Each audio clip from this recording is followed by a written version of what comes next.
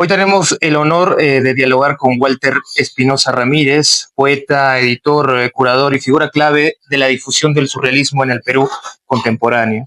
Es egresado de la Facultad de Letras y Ciencias Humanas de la Universidad Nacional Mayor de San Marcos, con especialización en Historia del Arte. Espinosa ha dedicado su vida a explorar las formas más libres, transgresoras y enigmáticas de la creación. Fundador de publicaciones emblemáticas como Ensueño Indescifrable, centrado en el surrealismo, y Ventana de Medusa, dedicado a la pintura, la música y los relatos oníricos. Es autor de obras como Expresión lúcida de una pintura triste, Fugacidad de los verbos y Voz sin tiempo. Su labor editorial ha rescatado y revalorizado voces fundamentales como la de César Moro, Manuel Escorza y el surrealista francés André Coynet. Además, ha representado al Perú en exposiciones internacionales como Sonámbula, organizada por la Fundación Eugenio Granel en España. Walter Espinosa Ramírez ha vivido en distintos países de América Latina, experiencia que ha expandido su mirada estética y existencial, configurando una sensibilidad tan poética como política, tan lúcida como profundamente humana. Por eso, tener esta conversación aquí en el Museo Coworking, Centro Cultural del Dr. Samuel Lozada Tamayo, no es casual. Este espacio dedicado a la reflexión, la creación y el encuentro interdisciplinario se convierte hoy en el escenario natural para una voz como la suya, porque si su obra ha tejido puentes entre el arte, la palabra y lo onírico, este centro cultural busca justamente hacer eso, un punto de convergencia para el pensamiento crítico y la sensibilidad profunda en Arequipa. Bienvenido, Walter, es un privilegio. Gracias por las palabras. Para comenzar, sé que has explorado la línea del surrealismo, lo onírico y lo simbólico a lo largo de tu vida. Desde tu perspectiva, ¿crees que el arte puede ser una vía de autoconocimiento? Claro que sí. El ser humano necesita el arte justamente para no solo conocerse el mismo, sino para que la misma sociedad se conozca a sí misma, ¿no? Porque si uno es una especie de catalizador, yo vivo en la sociedad peruana, ¿no? En mi sociedad, todos hemos crecido viviendo la historia contemporánea igual, todos, ¿no? De la época, no sé, los 80, los 90, porque son mis contemporáneos, por decirlo de un modo, ¿no? Yo creo que sí, que el arte te ayuda a que el poeta ayuda a la sociedad a que se conozca a sí mismo. El artista ayuda a que su sociedad pueda mirarse a sí mismo. Lo onírico, me interesa el asunto del sueño. ¿Hasta qué punto revela lo que realmente somos los sueños, tú que trabajas a partir de ahí? Mira, me ha pasado tener sueños un poco, no proféticos, pero, por ejemplo, he soñado algo y después de 3 años me parece haber vivido esa experiencia, ¿no? La sensación, o sea, lo visual quizás no, pero la sensación sí. Por ejemplo, yo tenía un sueño en el que yo iba a un lugar y escuchaba música, un concierto, Yeah. y escuchaba un sonido de agua, ¿no? Puede ser un río, posiblemente era un río, porque no sonaba como el mar, pues, ¿no? Y era un lugar que tenía que ver con algo enterrado. Ese fue un sueño que tuve. Y después en el sueño había como que algo me perseguía, algo así, ¿no? Y recuerdo claramente que yo miré una escalera en mi sueño y había como un hueco de agua, como que pasaba agua por abajo, y yo veía la sombra que se acercaba y escuchaba la música que sonaba y yo me tiré hacia el agua para que no me atrapasen, ¿no? O sea, para que no me agarren, por decirlo de un modo. Y ese sueño se me quedó. Después pasaron 3, 4 años, quizás más. ¿En qué edad más o menos? Eso habrá sido, ponte, a los 33 años. Después pasaron 10 o 15 años y un día estaba en Ecuador y llegaba justamente para ir a un concierto. Y este concierto era en una casa abandonada, que tú subías a un segundo piso y después tenías que meterte un sótano. Y me recordé el sueño en el instante, ¿eh? Porque justo cuando yo estaba haciendo ese traslado, escuchaba el sonido y escuchaba un río que también sonaba. Entonces yo me acordé claramente de mi sueño. Ahora, ¿cómo trasladas esa experiencia onírica en la expresión artística de tus poemas? A veces una imagen que logro escribir, porque hay imágenes que no se pueden escribir, por eso existe la pintura, ¿no? Hay imágenes que no se pueden ni escribir ni visualizar, pero uno puede ponerle un sonido, por eso existe la música, todo está como encadenado. El ser humano, algunos tienen la facilidad de la palabra, otros del sonido, otros de lo visual. Yo creo que eh, la realidad está, o sea, inevitablemente está con nosotros, ¿no? En nuestro camino diario, pero uno tiene una realidad interna que lo puede surrealizar. ¿Podríamos hablar de un surrealismo propio, personal? Claro que sí, pero como vivimos en una sociedad, todo puede ser colectivo, ¿no? Los surrealistas decían, eh, hay una frase de Breton, ¿no? La poesía no tiene que ser escrita por uno, sino por todos. Mm. Entonces, ahí sale el cadáver exquisito, pues, ¿no? Yo creo que a pesar que todos podemos vivir la misma realidad en esta sala, en este momento, todos hoy día vamos a tener distintos sueños. Y cada uno puede escribir ese sueño y quizás ni siquiera las palabras que tú utilizas van a estar en lo que yo escribo. ¿Me entiendes? Madera, vaso, agua, de repente sueñas con otras cosas, ¿no? Porque cada uno, como tú dices, cada uno puede tener su propio surrealismo personal. Hay un asunto que me interesa también conversar, es la parte dedicada al estudio del poeta César Moro. ¿Qué encontró en Moro que no encontró en otro poeta? ¿Hay una herida compartida en su sentir? O quizás, como ya lo habló en otras entrevistas, habla sobre lo musical, sobre lo Sí, pero sexual en la poesía. dijiste algo que creo que puede ser verdad, ¿no? De repente tenemos la misma herida, ¿no? O sea, como poetas, debe haber habido algo en la niñez de él que lo marcó y que a mí también me marcó y eso nos emparentó como lenguaje, ¿no? O sea, los dos hablamos español, claro que él dominó el francés, ¿no? Uh-huh. Y tuvo otro bagaje cultural más amplio que el mío, quizás, pero mi época está con ventaja también. Puedo ver a la distancia muchas cosas que él no pudo ver, ¿no? O sea, y tanto como en la pintura, por ejemplo, ¿no? Yo he visto mucha pintura que quizás él jamás vio, y él quizás ha leído libros que yo jamás he podido leer, porque son libros que... Te cuento una anécdota, llegué al Cusco para leer unos poemas, para organizar un recital de poesía, y una chica, no me acuerdo su nombre ahora, me dice, yo tengo un amigo que le gusta César Moro. Uh-huh. Entonces lo llama y el chico no viene, se había quedado dormido. Pero después llega, cuando termina el recital, yeah. Y viene y me dice, oye, vos sabes que me interesa César Moro, me dice, ¿tú podrías identificar la letra de César Moro? Yo sí, porque yo tengo libros con dedicatorias originales y me heredaron ciertos amigos de César Moro que vieron en mí un investigador y cuando ellos sabían que iban a morir me lo fueron heredando. Entonces tengo toda la primera editora y todo lo que publicó Moro en vía, yo lo tengo con su firma, ¿no es cierto? Entonces este chico me trae un libro cuando él está firmado Alfredo Quispe Sacín, que fue su nombre, ¿no? O sea, él nació con ese nombre, uh-huh. O sea, con el nombre que le pusieron sus padres. Alfredo Quispe Sacín, yo vi la letra y era César Moro, o sea, reconocí la letra, pero yo no tengo ningún libro con Alfredo Quispe Sacín, porque él se cambió de nombre a César Moro. Todo lo que yo tengo está firmado por César Moro, pero la letra era... Claro, tú lo reconocías.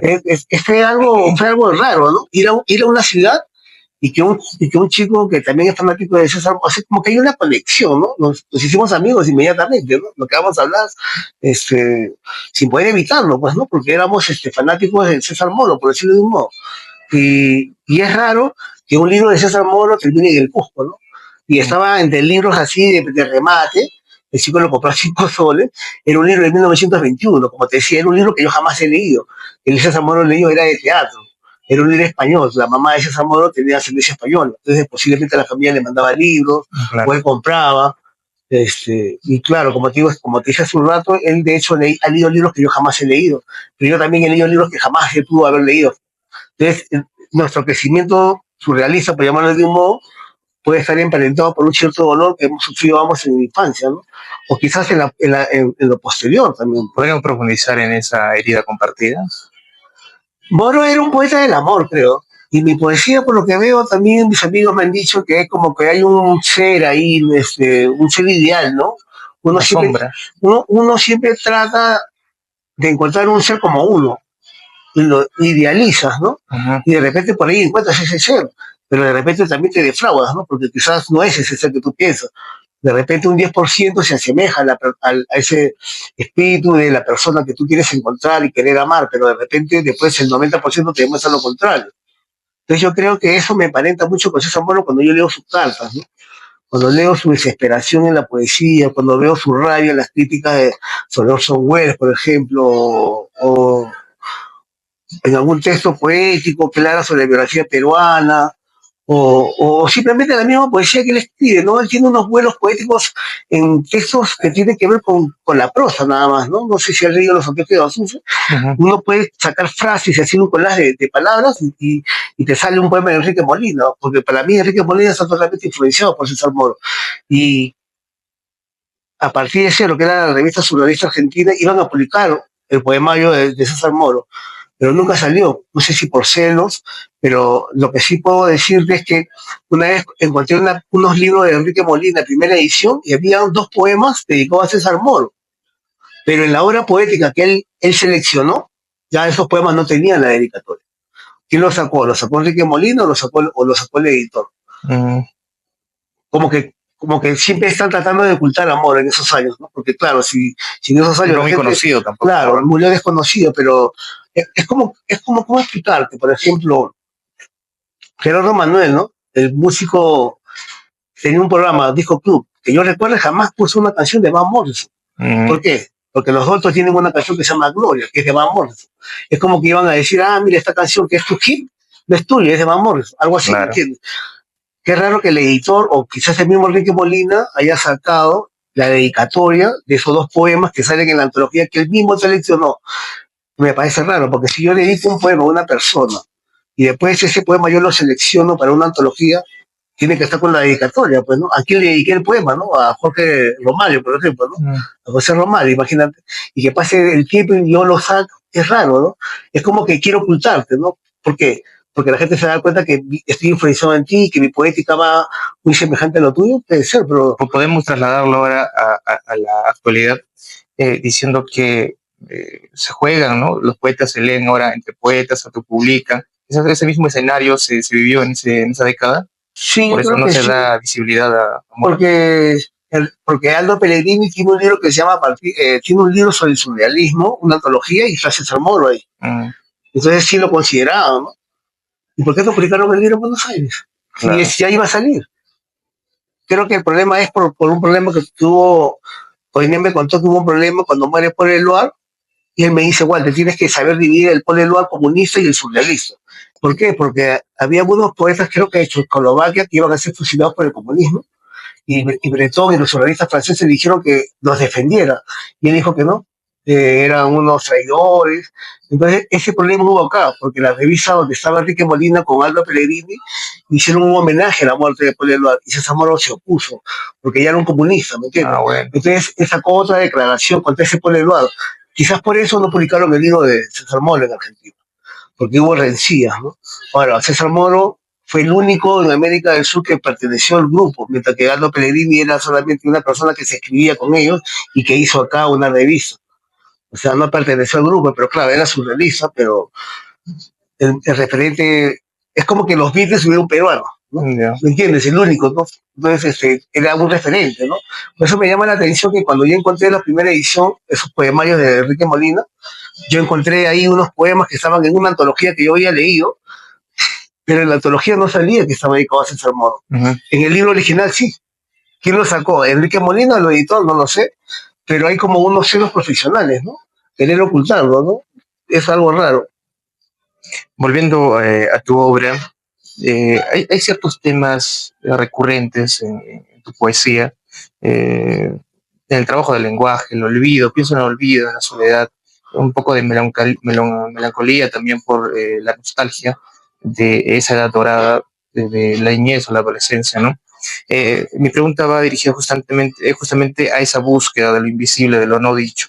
¿Tienes miedo al olvido? ¿Qué es lo que más temes en ese sentido de la poesía? Mira, yo tengo buena memoria, eso es increíble, tengo buena memoria, me acuerdo cosas de 3, 4 años. Hay una frase que me acabo de acordar mientras me hablaba: todo puede ser olvidado menos la nostalgia del reino. Esa nostalgia del reino para mí es la infancia, ¿no? Si la infancia es una infancia maltratada, pues te dirige como un árbol torcido, creo, ¿no? O sea, tu infancia marca tu sensibilidad. Yo, si le tengo miedo al olvido, nunca me lo he cuestionado, porque suelo recordar siempre todas las cosas que he vivido. No sé si porque sea de Scorpio, que dice que son personas que nunca olvidan, pero Nunca olvidó cosas agradables ni desagradables, ¿no? Peor todavía, ¿no? Mm, yo no sé si yo puedo tener miedo al olvido, pero miedo ante qué, o sea, puedo, puedo, puedo imaginarme ahora que me digan, ¿sabes qué? A partir de los 70 años no vas a recordar nada. Ahí sí podría tener miedo a llegar a los 70 años, ¿no? Porque cuando uno es anciano, lo único que tienes por hacer es recordar nada más. Recordar lo que viviste y lo que no pudiste vivir.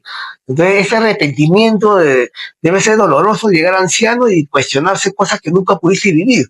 ¿Por qué? Por cobardía, por falta de dinero, por osadía, por diversas cosas, pero a mí siempre me ha pasado que a veces recuerdo cosas que no he vivido porque en el momento yo tenía que hacer algo, pero cuando recuerdo qué cosa era ese algo que me impidió vivir esto, nunca recuerdo lo otro.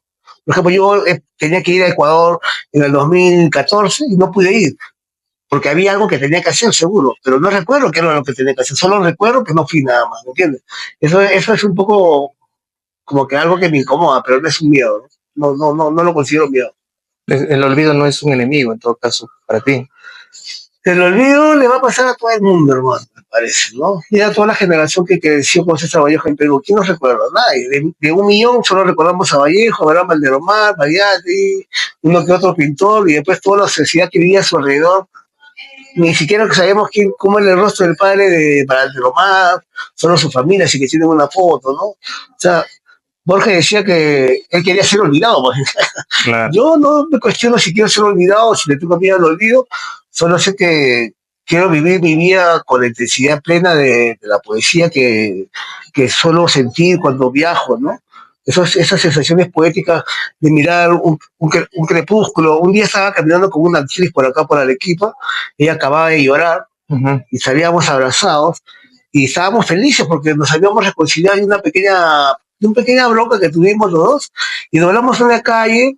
Esta es Jerusalén, nosotros estábamos acá, fuimos de frente y a la derecha está el cultural, ¿no es cierto? Ajá. A la hora de volver a la izquierda, vimos el sol hermosamente al frente nuestro que estábamos abrazados y tuvimos que dejar de abrazarnos porque queríamos tomar fotos, ese panorama hermoso que estaba ahí, ¿no?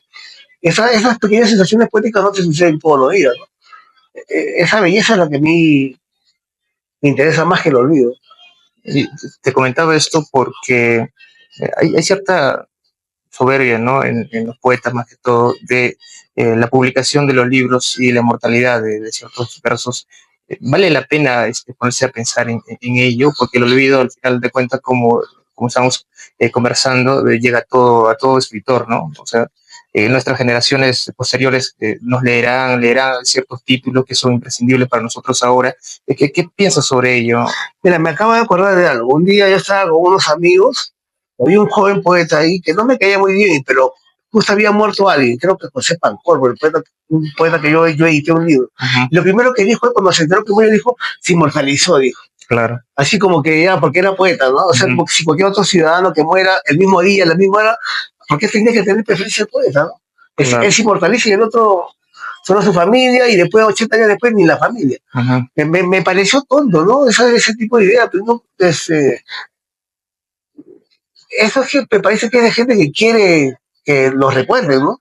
Claro. Pero... No, eso no sucede contigo. No, yo prefiero que recuerden mi poesía que a mí, ¿no? Uh-huh. Porque yo estoy afuera ahorita y el que yo soy está ahí. Entonces, si alguien me quiere conocer acá en el 2080, ya no me va a poder conocer a mí, pero me puede conocer a ese ser, a través de lo que yo he sentido y he plasmado y he petrificado a través de la escritura, porque lo que hay es mi alma, espíritu, ser, inteligencia, lo que sea, ¿no? Belleza. Yo voy a desaparecer, definitivamente. Otro asunto es de tus viajes por el sur, Paraguay, Argentina, Colombia. ¿Cómo afecta ese desplazamiento a tu mirada sobre el Perú, sobre la corriente del surrealismo, para ser más exactos? Mira, yo siempre me he percatado que mis contemporáneos escriben su poesía en su habitación, en su ciudad, en su país. Yo quería ser un poeta que escribía en Argentina, que escribía en Uruguay, que escribía en Bolivia, que escribía en Ecuador, que escribía en Colombia. Yo quería escribir no solamente en donde yo vivo, en Surco, ¿no? Quería escribir en todos lados, porque acá vivo, pues, ¿no? En esta parte. Y somos legales acá, o sea, se puede ir por todos lados. Entonces yo un día me di cuenta de eso, ¿no? Si siempre estoy filmando, yo siempre pongo las fechas a mis poemas y el lugar, ¿no? Ujú. Este, siempre sale pues donde yo vivo, Surco, Lima, como que me cansó, ¿no? Y efectivamente ya no, hubo una época que no podía escribir, necesitaba de viajar. Me iba a la Huacachina, me iba arriba del cerro, mirar todo el desierto y ahí podía tomarme un vino a las 4 de la tarde, hasta las 6, con un amigo y leíamos poesía y corregía.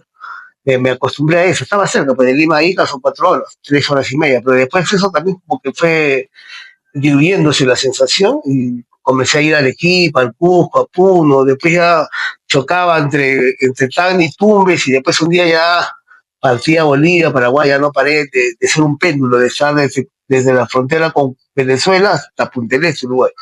Entonces paraba viajando y como tenía una publicación la distribuía también, y como había ferias de arte, Ujú. también me interesaba, y como había bienales, también me interesaba. Entonces eso ya fue como una costumbre, mi cuerpo se acostumbró a cada 3 meses moverse, no podía estar en una ciudad 3 meses. Yo Ah, me vaya. di cuenta de eso, me di cuenta de eso, porque la gente siempre me dice, "Oye, pero tú nunca paras acá".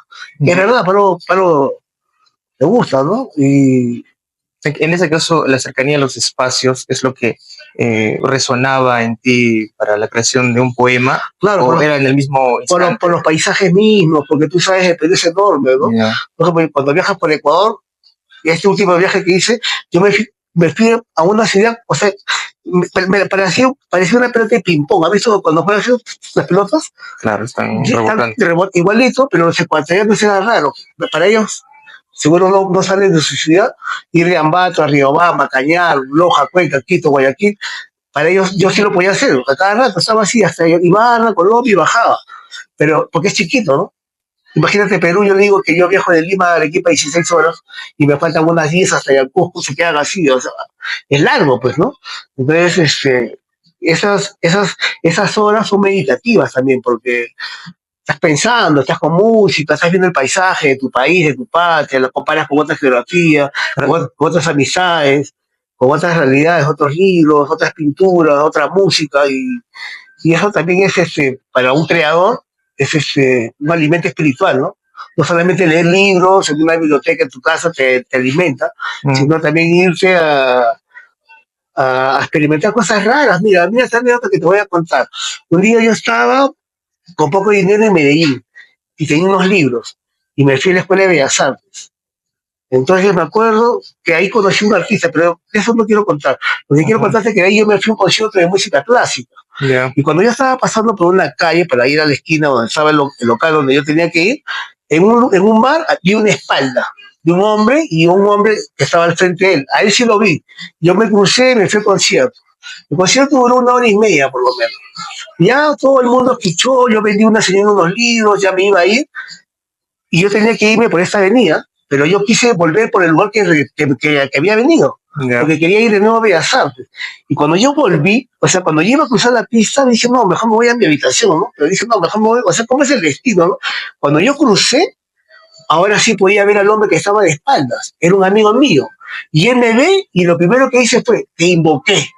Y me Ya. sorprendí. Él estaba hablando de mí durante 1 hora y media con esa persona que yo había visto. Y le dije al joven que estaba ahí, estuve hablando de este peruano. Él es el peruano que yo te estaba hablando y yo justo pasaba por ahí. ¿Te imaginas esa sensación? ¿No te parece recontra poética, completamente extraña? Claro. Yo pasé 1 hora y media antes y le di la espalda, pero no pensé que era mi amigo. Ellos se han podido haber ido, yo me pude haber ido por otra calle, pero el destino hizo que yo regresara y ahora sí le pude ver la cara a él. Y Claro. él también me vio y la otra persona estaba maravillada porque era un abogado. Y Ujú. no entiende estas cosas poéticas que los poetas sí Era muy percibimos. surrealista, ¿no? Muy El surrealista. Y deseo. él tenía una revista surrealista que se llama Punto y Aparte. Ya. Y justo él le estaba contando a este señor sobre una poeta peruana que se llama Raquel Jodorowsky, que ya falleció, que yo la conocía, y ellos amaban la poesía esta peruana, y ellos habían publicado una entrevista a Raquel Jodorowsky gracias a mí, porque cuando 2 años antes yo estaba en Medellín, y ellos me hablaron de esta poeta, y yo dije, yo la conozco. Entonces yo los contacté, le llevé la entrevista, y ellos publicaron la revista. Y este abogado la había leído y le encantaba. Y dijo, ¿cómo contactaron a esa poeta? Y él le decía, vino un peruano, vino un peruano, vino un peruano, y ese peruano justo pasa. Te invoqué, dijo, me acuerdo clarito, que me dijo mi amigo. Sí, te comentaba de que ese es muy, muy surrealista. Yo tengo un vago recuerdo de alguna línea también del deseo y el hecho de que suceda de forma inopinada, ¿no? Casual. Hacer objetivo, Que, le decían los surrealistas. claro, que esas dos partes Se juntan, sí. coinciden en un momento. Por Es eso me pareció. maravilloso, ¿eh? Para mí es una canción maravillosa. Claro. Yo estoy acostumbrado a experimentar eso. No sé, me parece raro, pero cuando veo que otras personas no lo viven, ¿no? De ese modo. Esa es la sensibilidad también Sí, que has claro. cultivado, obviamente. Sí, y parece como que hubiera una energía afuera que está mirando quién es el más propicio para hacerlo experimentar. ¿No? Me parece una rareza, ¿no? Ahora yo me pongo a pensar cómo fue la primera vez que llegué al Paraguay, por ejemplo. Siempre la gente me preguntaba ya, o sea, vengo un peruano, ¿qué es acá, no? Te preguntan. Siempre cuando uno va a Paraguay, siempre me llamó la atención que siempre te pregunto. Hasta que una vez me cansé y ya no quería contar, ¿no? Pero a un poeta le conté. Y me dijo, ¿qué te motivó a venir al Paraguay? Me dijo, ¿no? De Perú, estando en el mar, y era un lugar que hace más calor que allá y que no hay mar, no hay esa comida que hay en el Perú, no tenemos Machu Picchu, la isla de Nazca, Chanchá, claro. Todas esas maravillas, y que vienes acá, ¿qué te motivó? Me dijo. Yo le dije una canción, le dije. Y él se quedó, él no podía entender que era una canción. ¿Cómo es eso? Me dijo, no, yo quería escuchar una canción acá, le dije. ¿Cuál es esa canción? Era una canción de Mark Knopfler, de Dire Straits, que se llama Postales desde Paraguay. Ni un paraguayo que yo le hablé conocía esa canción. Hablé con un periodista y tampoco la conocía. Salió un comentario en el periódico. Músico de la banda Dire Straits habla del Paraguay. Imagínate. Poco a poco la gente se comenzó a dar cuenta de esa canción que un peruano no sabía. Me pareció raro, ¿no? Esto me lleva a hacerte esta pregunta también. Si hay un sentido o un compromiso radical en el surrealismo, en la forma de vivir, has tenido que sacrificar emocionalmente algunos momentos para mantenerte fiel a esta mirada. Sí, yo creo que sí, porque la vida ha cambiado totalmente, ¿no? La vida no se ha esclavizado de un modo tal que la usura bancaria ya es un elemento que ya está aceptado, ya, ¿no? Creo que en algunas religiones era pecado, creo. Pero bueno, eso ha salido, ¿no? Por eso cambiaron nuestro himno, ¿no? ¿Cómo era nuestro himno? Que algo de la deuda, perdónanos, algo así. La última. Sí, la anterior, que Alan García cambió, porque su esposa era judía. La que es hijo de la mamá de Antón es judía, Antón es judío, pero hay una letra que él sacó del himno nacional. Como nosotros perdonamos nuestras deudas, nuestros deudores, o si no, me estoy equivocando del himno, de una oración, creo. No sigo mucho eso, pero yo creo que el surrealismo fue una lucidez muy fuerte contra aquellas personas que nos han querido esclavizar siempre, ¿no? De esa libertad absoluta, ¿no? Es raro que todos los padres de familia, cuando tienen un hijo que quiere estudiar literatura, le dicen, no estudies eso. Pero cuando le llevan al colegio, sí le permite que le enseñen literatura peruana, que era de Vallejo. ¿Cómo explicas, no? ¿Por qué los padres no tienen el valor de ir al colegio y decir, no quiero que le enseñen literatura peruana a mi hijo? Que hay vergüenza, es muy idiota, ¿no crees? Pero cuando el hijo tiene 20 años, ¿para qué hacer literatura? No, eso no, hacía otra cosa. O sea, mi padre me tenía sentado 3 horas, siempre hablándome de que no, que estudia contabilidad, que estudia meditación, que estudia economía, que vas a morir de hambre. Bueno, yo lo miraba nomás, y yo no podía entender cómo una persona mayor estaba metiéndole machetazos a un árbol que se está formando, en vez de regarlo, ya lo quería derrumbar, ya, ¿no? Yo nunca cejé, nunca le hice caso a mi padre. Estudié contabilidad un año y a escondidas estudié San Marcos, ingresé y después tuve que decirle que ya había ingresado a San Marcos, no estaba en letras, ya no estaba estudiando lo que pensaba que yo quería que estudiara. Él se quedó así callado, ya tenía ya medio año, ¿qué me iba a decir? Yo ya había crecido también, o sea, yo ya no era un niño de 16, ya tenía más edad, pero yo ya había permitido que él me faltara el respeto, como adulto que éramos. Es una cosa bien triste, porque yo a mi padre lo quería mucho, ¿no? Pero como, no me acuerdo quién dijo, el peor enemigo de un artista está en su propia casa. Y como dice Osho, por suerte, tenemos la libertad de elegir a nuestros propios hermanos. Yo, mis hermanos, para mí son mis enemigos, no sé, nunca les he caído bien, nunca les ha gustado la literatura, los libros, ellos lo ven bulto, lo ven potar, le ven cosas así sin valor. Y yo nunca he estado contra lo que ellos también tienen sus cachivaches, por decirlo de un modo. Yo nunca he estado en contra de lo que ellos juntan, ¿no? Yo sí les he respetado ese espacio. Pero no sé por qué ese sentimiento de enemigo. ¿Será porque soy el menor? Nunca lo he entendido, ¿no? Para mí son seres humanos y punto. Yo en ese sentido sí he sido surrealista, ¿no? No familia, no patria, no no me interesa nada de eso, ¿no? Porque la gente siempre, no, mi familia, dice, ¿no? Bueno, a mí no me pasó así, ¿no? Para mí mis peores enemigos fueron mi familia con la que yo viví. Claro, uno tiene 16, 17, no puede hablar con la voz de la misma como te agreden ellos, ¿no? Ujú. ¿Por qué tú haces eso, que esto, que lo otro, ¿no? Y yo me pongo a pensar ahora, si mi padre estuviera vivo, si sus hijos mayores alguna vez se vieron en la televisión, alguna vez los entrevistaron en Colombia, en Argentina, alguna vez se vieron en el periódico, alguna vez, nada, son, nada, pero ellos sí están en el camino correcto, yo estoy en el camino descarriado, es extraño también la vida, ¿no? Y al poeta, que es muy sensible, a veces hay cosas que le afectan. Mi madre murió en mis brazos, Ujú. y es una sensación que no todos los seres humanos experimentan, Claro. ¿no? Entonces esto también te marca, ¿no?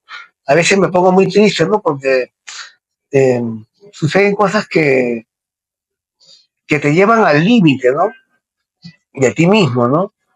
De tu rabia contenida, de tu bondad, de tu ternura. Nunca pude disfrutar una ternura con mis padres, así. Por ejemplo, mis padres siempre me decían que nunca había ido al zoológico, Ujú. hasta que le vivienda. Yo toda la vida lo quise invitar, pero él siempre tenía una cosa que hacer. Nunca pudo, murió, nunca fue. Siempre me sentí frustrado, ¿no? Por, por tonterías. Si iba a contar con los amigos de su pueblo, una actividad acá, o un domingo que no quería ir, yo quería llevarle a sentar, si no, que vas a gastar, o sea, ¿qué le importaba el dinero? Si el que gastaba era yo quería cumplir su deseo de que vaya al zoológico. Me hastiaba escuchar lo que nunca había ido, Se pasó casi 25 años de su etapa adulta diciéndome eso, y es una lástima comprender que los artistas, y yo creo que muchos, pintores, escultores, poetas que me están escuchando, saben que el peor enemigo que un artista tiene, pues es su familia, lamentablemente. Bueno, cambiando de línea, tu trabajo como curador, también nos interesa conocer. eh, y has hecho exposiciones, has editado también revistas y has difundido varias voces que normalmente son desconocidas en la escena literaria peruana, ¿no? Eh, ¿Qué es lo que te mueve a asumir ese rol de rescatador de sombras, por así decirlo? La cultura, la inteligencia, hay escritores o pintores que la gente no ve, ¿no? O Ujú. sea, ¿por qué? Porque de repente vive en Puno, vive en Ayacucho y no se puede ver en Lima, ni en Trujillo, ni en Piura, o no se puede llevar a otro lado porque la gente de repente tiene 4 hijos, no puede viajar, yo sí puedo hacerlo. Entonces yo trato de llevar, ¿no? Hice una muestra en Bolivia, me acuerdo, y llevé a un artista de Puno. Estando tan cerca de Bolivia, nunca había expuesto en Bolivia, y era buenísimo su obra. Ahora está acá en la biblioteca regional, Mario Ujú. Vargallosa. Y, y tenía un amigo de Ecuador, de Colombia, que querían exponer en Bolivia, o sea, pero no tenían quién, yo era el elemento clave. Entonces también tenía una novia que era, mi novia era paraguaya, y lo que yo percibí entre Paraguay y Bolivia después de la guerra del Chaco es que no nos pasa como Perú con Chile, ¿no? A pesar que hemos tenido una guerra de traición, el peruano y el chileno pasan frontera y se conocen, ¿no? Ujú. ¿Entiendes? Tienen los prisioneros, va pandas peruanas allá, todo es normal, pero en Paraguay y Chile, no, en Paraguay y Bolivia no sucede eso. La guerra nos ha marcado de un modo que casi nunca ves un boliviano en Paraguay, menos un boliviano que exponga en Paraguay, Ujú. menos un boliviano que sea editado en Paraguay, o nunca ves un paraguayo. Hace poco tuve un amigo, Rivero, escritor fanático de Julián Ramón Ribeiro, Ujú. que presentó su libro en Bolivia, en la Feria del Libro. Y ese era un tema que hablaba, justamente, que casi nunca hay un acercamiento entre esas dos naciones. Entonces, eso es algo que yo siempre he querido romper. Yo me he ido hasta Uruguay, he publicado cosas de Uruguay en Perú, artistas que acá no conocían, argentinos que no conocían, porque hay nombres que son claves, pues, ¿no? Como peruanos también, ¿no? Por ejemplo, Perú, que nombres claves a Revilla, Sislo, Chinqui, Gerardo Chávez, ¿no? Pintores Tola, que representan la plástica nacional y que se puede ver en Colombia, yo los he visto, he ido a una muestra de Sislo en Colombia, pero ¿cuántos otros pintores peruanos hay que nadie los conoce ya? ¿Por qué? Porque no hay un curador que se encargue de decir, mira, acá hay otro pintor, ¿no? Igual sucede en la Bienal de Cuenca. He visto muchas veces obras peruanas en la Bienal de Cuenca y la misma gente de Cuenca me ha dicho, oh, estos son artistas de Perú, qué malos, me dice.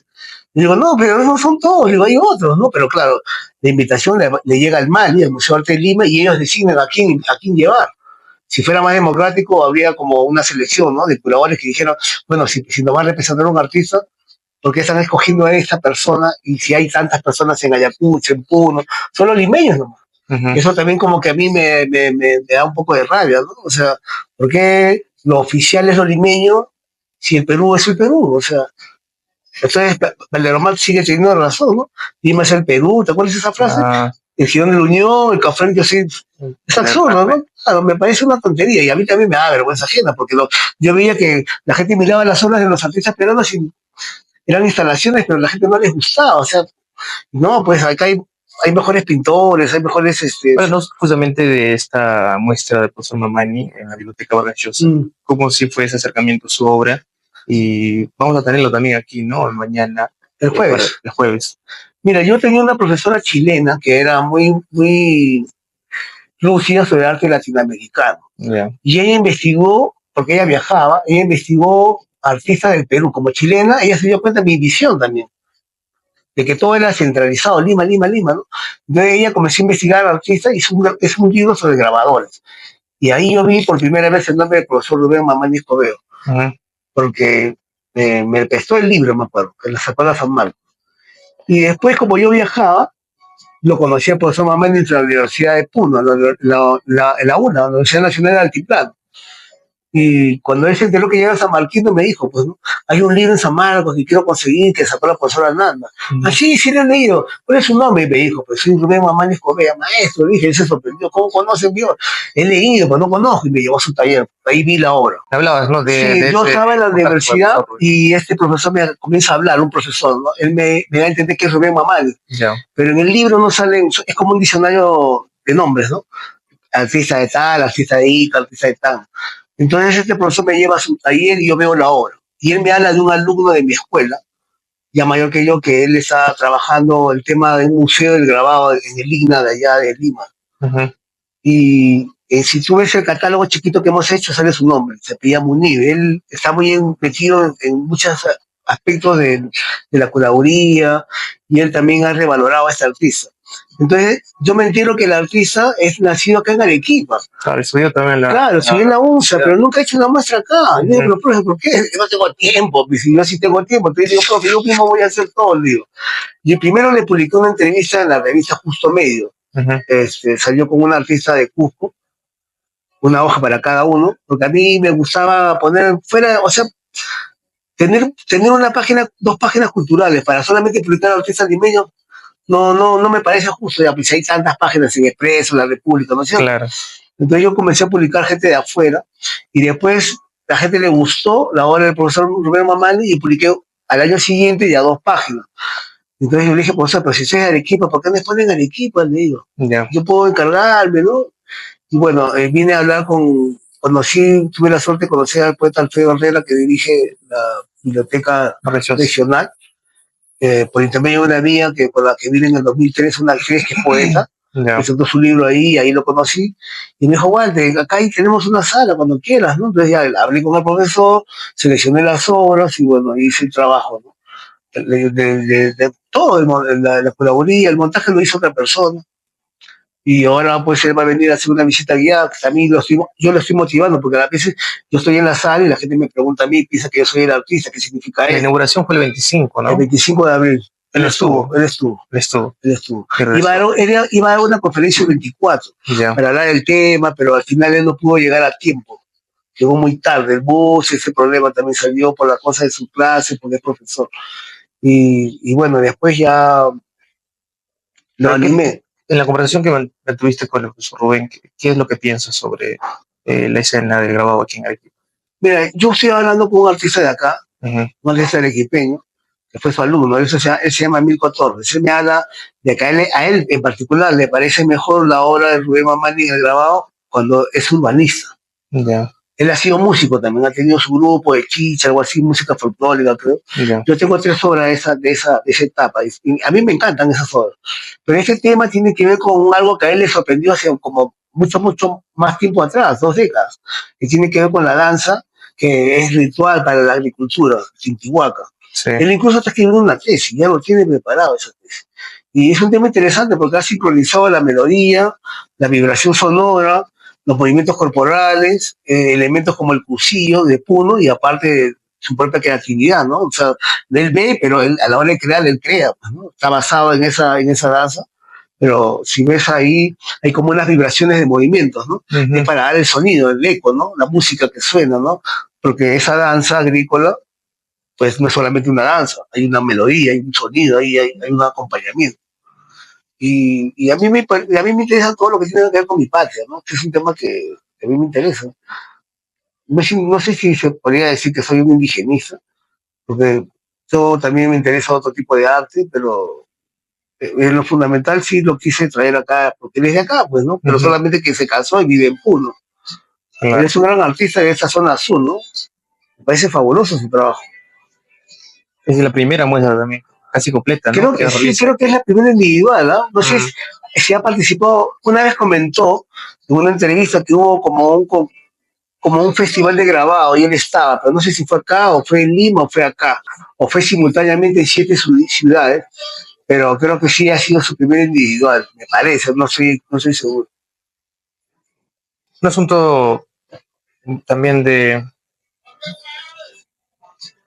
la situación del arte, de la literatura en las zonas de provincia, mal dichas, ¿no? Provincia, pero parece que hay un refugio en la marginalidad que provoca tal vez que seamos lanzados a la creación, al menos en el sentido de la falta de reconocimiento, la falta de lecturas de personas que presten atención, pero no simplemente por el hecho de que esa persona sea reconocida, sino para entender su poética. En tu caso, ¿sucede eso? ¿Tú crees que así pasa con la mayoría de poetas y terminan siendo olvidados? Yo creo que la mala poesía siempre va a ser olvidada. Mm, Y la persona, no tengo la menor idea. Yo no soy una buena persona muchas veces, ya. pero por eso mismo de que no lo sea, también eso significa que también lo soy, ¿no? No puede ser, no puedo estar solamente en un lado, existen ambos lados, ¿no? Estoy en el medio y a veces soy buena persona, tierna, y a veces me enfurezco y puta, soy una mala persona para otra persona que lo ve. Ahora, la marginalidad pues está en todas las ciudades, ¿no? Lima es una ciudad también, o una provincia, no sé, o capital, pero bueno. Eh, yo no sé cómo verlo, porque yo siempre digo, no, yo vivo en mi casa. Y en mi casa yo puedo estar en la sala, en el comedor, en la cocina, en el baño, en el techo, en el jardín, pero es mi casa. Yo voy a todos lados. A mí me molesta cuando me dicen los trujillanos, tú eres de Lima, ¿no? Como que yo no soy de ahí. ¿No? Y quizás no soy de ahí, pero yo soy de Perú, o sea, tengo derecho a estar en todos lados, o sea, porque es mi casa, pues soy legal. No me parece raro que a veces los puneños me quieren tratar así como que no soy, o sea, no sé cómo entender eso, porque si él va a Lima yo no lo voy a tratar así. Yeah. No eres de acá, ¿no? Me sería absurdo, ¿no? Pero siempre hay como esos regionalismos, ¿no? Poesía trujillana, poesía limeña, poesía arequipeña, poesía iquea, ¿no? A mí eso no me limita, ¿no? O sea, yo como te digo, yo he escrito en Trujillo, he escrito en Ica, he escrito en Arequipa, he escrito en Ayacucho, he escrito en Puno, he escrito cosas en varios lados, en Guayaquil, en Bogotá. ¿Para ti la poesía es una forma de supervivencia? ¿Lo piensas de esa manera? Para mí la poesía es... En el contexto en el que vivimos. Es que son décadas en la que ya estoy ahí metida en la poesía que no es que me haga sobrevivir. A mí lo que me hace sobrevivir es la buena música, el buen teatro, la buena conversación, los buenos libros, las buenas amistades. Me hace sobrevivir las buenas acciones que puedo ver en la gente. Eso me hace sobrevivir, ¿no? Porque hay cosas que también son te desagrada, ¿no? Ver peleas entre gente por cosas absurdas y comienzan a decir cosas racistas contra el otro, tratar de menospreciarlo, siendo tu compatriota, ¿no? O sea, eso no me hace vivir a plenitud, ¿no? Me hace pensar que estamos cada vez cayendo, ¿no? O sea, es lamentable lo que pasa en Lima, por ejemplo, ¿no? La gente mata por tontería, a un niño lo balearon en un bus, siendo tan inocente, él sube un bus y le cae un balazo. Esas cosas sí no me hacen vivir, ¿no? Pero lo que me hace vivir es la poesía y, como te digo, la buena música, el buen teatro, la buena pintura, la buena conversación, las buenas amistades, los buenos libros. No creo que yo sobreviva, ¿no? O sea, sobrevivir es como que ya te estuvieras ahogando y ya a lo que sea, ¿no? O sea, yo trato de vivir a plenitud la vida y de darme cuenta de lo desagradable de la vida, ¿no?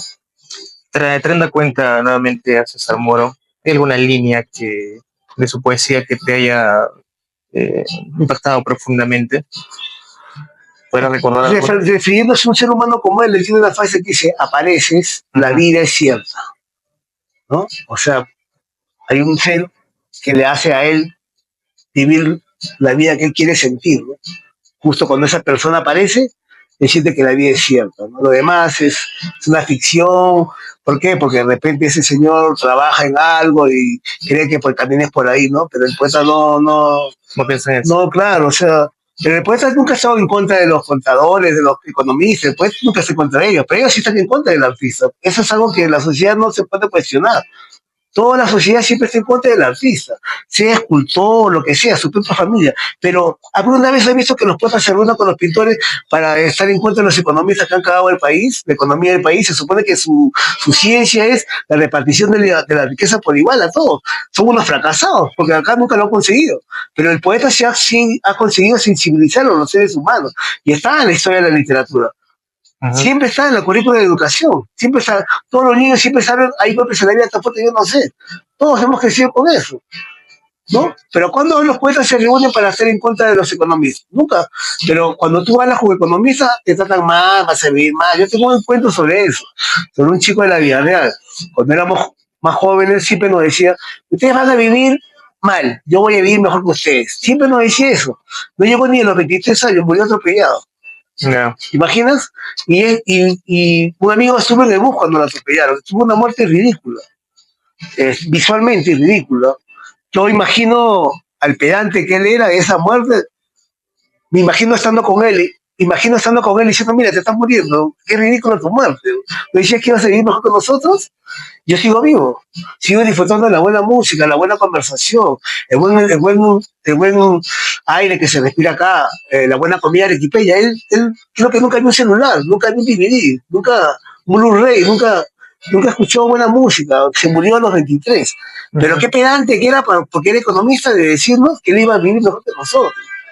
Y así he encontrado en mi vida muchos casos de gente que ha hecho una cosa y ha recibido la cachetada del destino y es lamentable, ¿no? Porque yo voy a hacer una novela sobre esos personajes. Tengo muchos en la vida. Y bueno, no es mi venganza, pero es un hecho real, ¿no? Sucedió y si yo no lo cuento, yo me muero, ahí queda. Prefiero que quede, ¿no?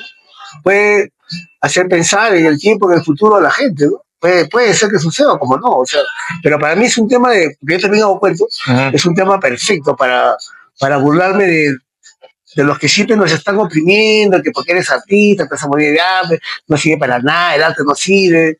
Claro, porque ellos están insensibles ya están insensibles ya. Este, y es gracioso, porque esa gente dice que ama, pero la única palabra hermosa que le dice a la mujer que ama es te amo. Cuando es la frase más común, que está en las novelas, en las películas tontas, y las mujeres los aceptan, eso es lo peor. Pues. Bueno, Walter, la invitación en la Biblioteca Regional Mario Vargas Llosa, justamente del artista Rubén Mamani. Sí, mira, hay después de la invitación para... Sí, bueno, quiero invitar a todos los amigos arequipeños y a cualquier peruano que se encuentre en esta ciudad por estos días. Mañana vamos a hacer un recital de poesía en Yanaquilla, un local que queda acá cerca de la Plaza de Armas. Todavía no tenemos la publicidad, pero es mañana a las 7 de la noche. Pueden encontrar en las redes, es un lugar de taller de pintura que queda en la calle Álvarez Thomas, la primera cuadra, nomás hay un edificio y unas rejas. Ahí vamos a hacer un recital de poesía, voy a leer con otros poetas de Arequipa, Milú Javera, Johan Puma. Bueno, yo voy a leer, hay un poeta más que creo que quería, pero no estaba decidido, no tenía tiempo. Eso va a ser el miércoles a las 7 de la noche. Y el día jueves el artista Rubén Mamani Escobedo va a estar acá en la ciudad de Arequipa y va a hacer una visita guiada y vamos a hacer la clausura del evento. Es como una inauguración, va a haber vino de honor, vamos a disfrutar alguna comida y invito a toda la gente que nos está escuchando y viendo a que nos acompañen este día de celebración, porque ya la exposición termina y ya no va a haber oportunidad de ver todas esas horas juntas y siempre se acostumbra a la inauguración y que termine como una muerte lenta, ¿no? Los últimos días y nada más. Claro. A mí me gusta que tanto el día que se inicia y el día que termina sea algo festivo, ¿no? Porque aconteció. Y el artista va a estar acá y va a hablar de su obra, va a escuchar preguntas, va a responder. Y bueno, espero que puedan ir y disfruten un poco de la silografía de este gran maestro que nació aquí en Arequipa, pero que vive en Puno, Rubén Mamani Cordero. Bien, entonces hemos tenido esta entrevista con el poeta Walter Espinosa Ramírez, que nos ha acompañado esta tarde en el Museo Coworking Samuel Lozada Tamayo. Muchas gracias por tu visita. Gracias a ti, mi hermano. En otro momento también podremos conversar con el profesor. Claro, claro que sí, lo voy a hacer. Porque este es un espacio, como repito, de difusión cultural, un espacio que nos dejó justamente este gran jurista para poder difundir la cultura de Arequipa.